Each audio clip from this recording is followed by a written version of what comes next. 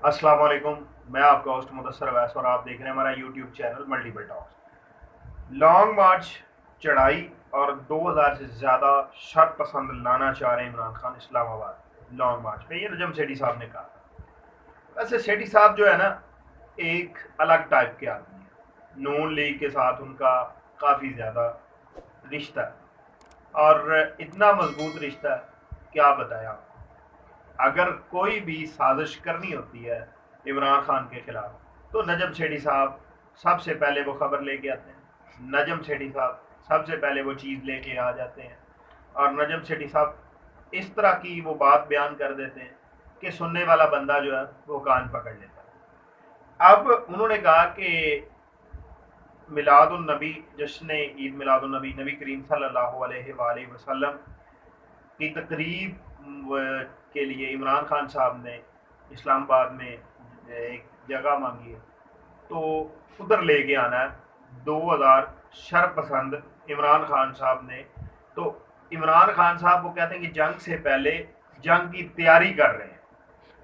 मतलब ये कि इमरान खान वो कहना चाह रहे हैं कि इमरान खान साहब जंग से पहले जिस तरह असला और फौज वगैरह हर चीज़ इकट्ठी की जाती है, तो वो अपने बंदे इकट्ठे करना चाह रहे हैं। 2-4 दिन बाद लॉन्ग मार्च का ऐलान होगा और लॉन्ग मार्च का ऐलान होने के बाद वो 2000 ट्रेंड लोग, शरपसंद लोग, असले से लेस लोग जो है वो शरपसंदी फैलाना शुरू करेंगे। वेल डन सेठी साहब, आप जनाब कुछ और कीजिए।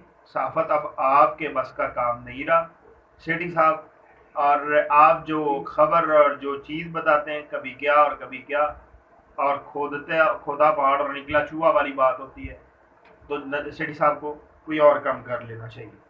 इमरान खान साहब ने आज कहा, उन्होंने क्या ट्वीट किया वो बताते हैं आपको।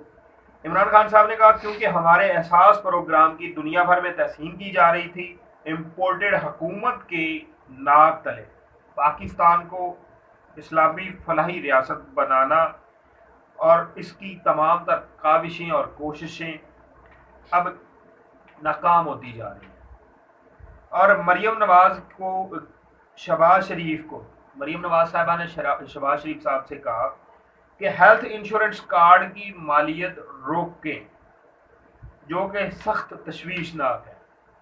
ये इमरान खान साहब का ट्वीट था, वो मैंने आपको बता दिया।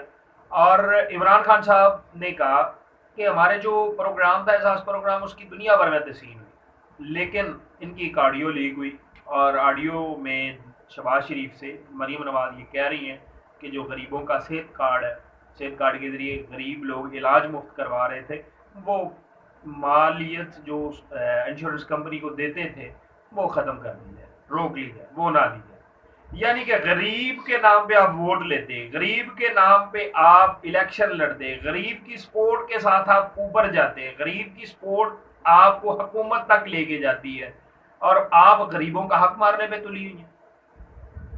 मरियम नवाज साहबा होश के नाखून ले, गरीब, उसके जेब में पैसे नहीं है, उसके पास खाने को कुछ नहीं है, इलाज अगर उसको मुफ्त मिल रहा है इस मुल्क में, तो आपको क्या तकलीफ है? आपको क्या तकलीफ है उससे, उस गरीब से?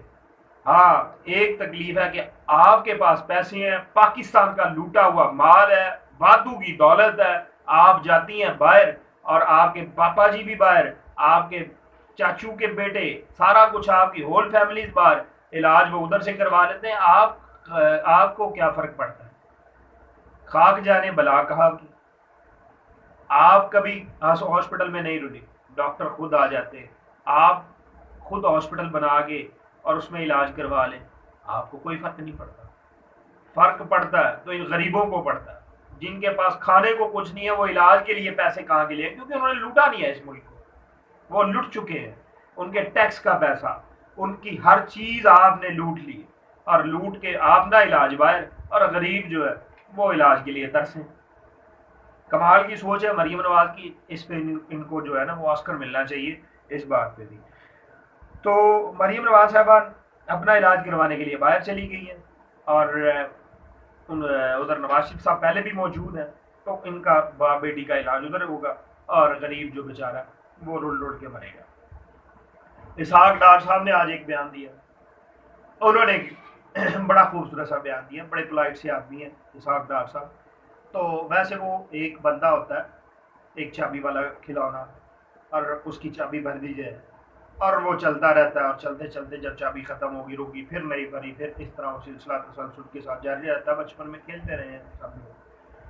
تو اسحاق ڈار صاحب وہ کھلونا ہے، ان میں وہ چابی بھر دی جاتی ہے اور وہ بیان دے دیتے ہیں، اور پھر وہ چابی ختم ہو جاتی ہے، پھر نئے سرے سے شروع.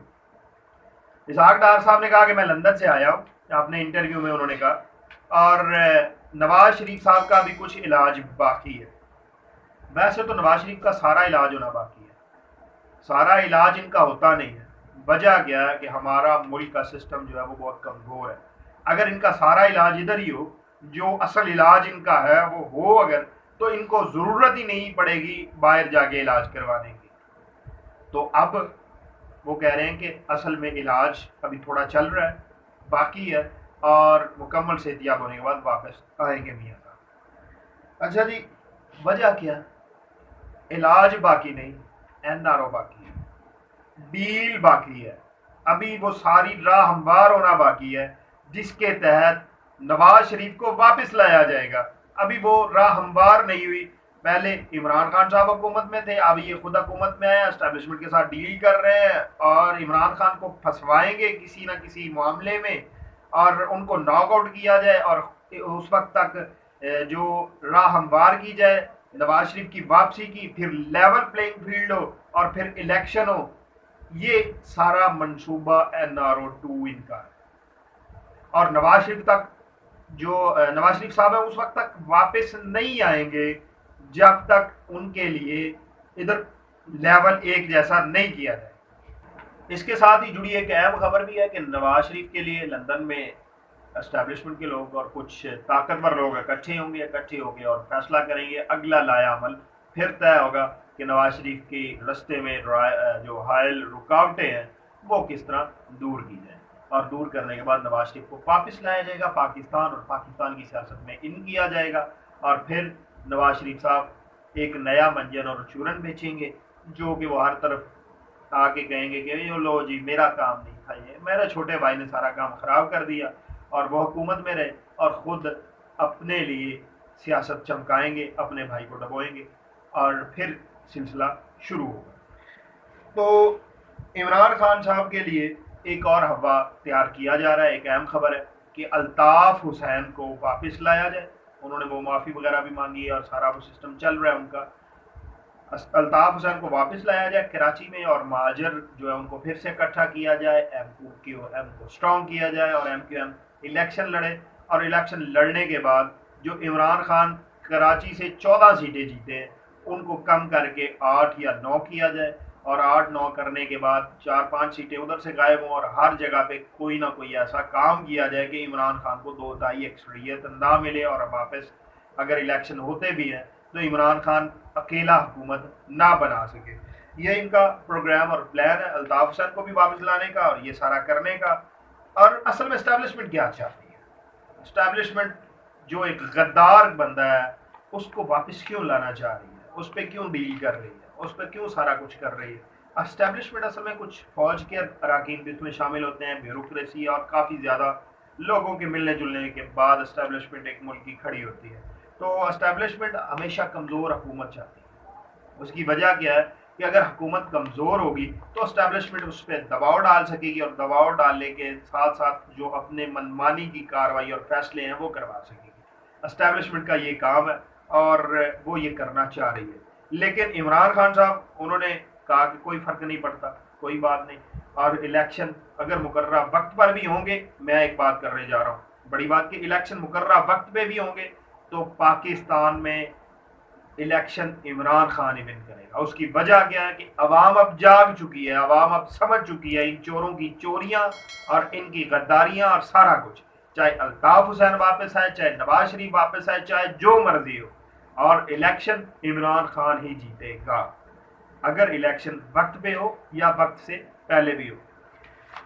تو 8 حلقوں میں الیکشن عمران خان صاحب اکیلے لڑ رہے ہیں، اور ایک جگہ پہ مخدوم جو قریشی صاحب ہے ان کی بیٹی وہ لڑ رہی ہے الیکشن. تو 8 حلقوں میں ایک ہی بندہ الیکشن لڑے گا. 16 اکتوبر کو یہ انتخابات ہوں گے اور 16 اکتوبر تک عمران خان صاحب نے کہا ہو سکتا ہے کہ 16 اکتوبر تک انتخابات نہ ہو, اس سے پہلے ہی کچھ بڑا ہو جائے. تو اس سے ایک بات ظاہر ہوتی ہے کہ عمران خان صاحب جو لانگ مارچ کرنا چاہ رہے ہیں ہو سکتا ہے وہ 16 اکتوبر سے پہلے کی ڈیٹ ہی ڈیسائیڈ ہو جائے. اور سائفر کے معاملے میں انہوں نے کہا کہ مجھے کوئی ڈر نہیں, سائفر کہیں بھی نہیں گیا, کہیں چوری نہیں ہوا, دفتر خارجہ میں وہ موجود ہے, اور میں اگر مجھے بلایا گیا تو میں پوچھوں گا کہ ڈونلڈ لو نے کس کو کہا تھا کہ نکالو اور کس کے کہنے پہ یہ سارا کچھ کیا گیا جو یہ رجیم چینج آپریشن ہوا اور یہ امپورٹنٹ سرکار بنی تھی. تو صحافیوں سے ملاقات کے دوران عمران خان کا ایک اور بیان وہ آپ کو بتاتے چلتے ہیں کہ انہوں نے کہا کہ کوئی فرق نہیں پڑتا. آرمی چیف کی تعیناتی کا سوال پوچھا گیا ان سے تو انہوں نے کہا کوئی فرق نہیں پڑتا کہ آرمی چیف کوئی بھی ہو, کیونکہ وہ آرمی کا ہی بندہ ہوگا. صاف ظاہر بات ہے کسی عام بندے کو آپ آرمی چیف تو نہیں بنا سکتے, آرمی میں ہی سے ایک جنرل آئے گا جو آرمی چیف کے عہدے پر تعینات ہوگا. تو انہوں نے کہا کہ کوئی فرق نہیں پڑتا کوئی بھی آرمی چیف ہو, ہاں لیکن ایک بات میں فرق پڑتا ہے کہ ایک مجرم یہ فیصلہ کرے کہ آرمی چیف کون ہے, ایک سزا یافتہ بندہ یہ فیصلہ کرے کہ آرمی چیف کون ہوگا. تو ان کا موقف پہلے دن سے وہی ہے, اور ان کے بات کو تروڑ مروڑ کر یہ پیش کیا جا رہا ہے کہ عمران خان صاحب نے کہا کوئی بھی آرمی چیف آ جائے ہمیں فرق نہیں پڑتا. اصل میں ان کا جو پہلے دن سے موقف تھا کہ ڈیسیژن جو ہے وہ آرمی چیف کا جو وزیر اعظم اس ٹائم کے ہیں وہ نہ لے.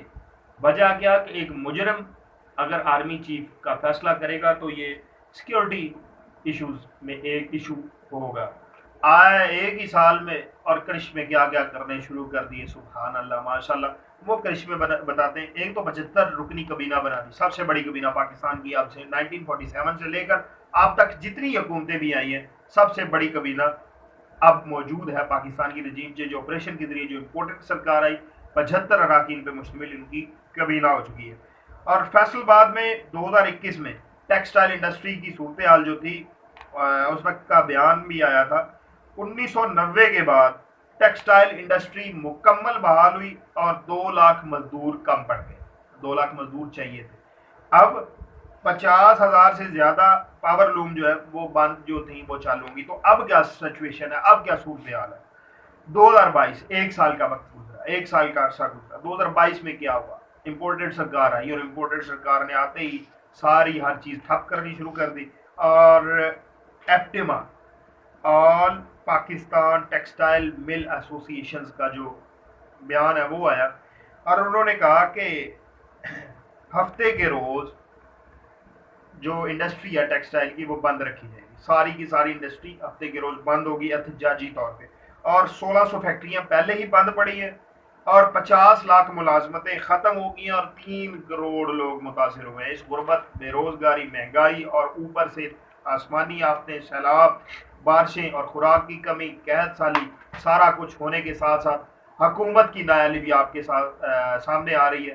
اور حکومت نے اپنی پالیسیز پہ عمل درآمد کرواتے ہوئے پاکستان کے لیے اور غریبوں کے لیے اتنا نقصان پیدا کر دیا کہ 3 کروڑ 3.5 کروڑ لوگ سیلاب میں متاثر ہوئے, اور اس کے علاوہ 3 کروڑ لوگ جو ٹیکسٹائل انڈسٹری سے وابستہ تھے, اور 16,000 لومز وہ بھی بند ہو گئیں فیکٹریز, اور پاور لومز جو فیصل آباد میں بہت زیادہ تعداد میں تھیں وہ بھی بند ہو گئی.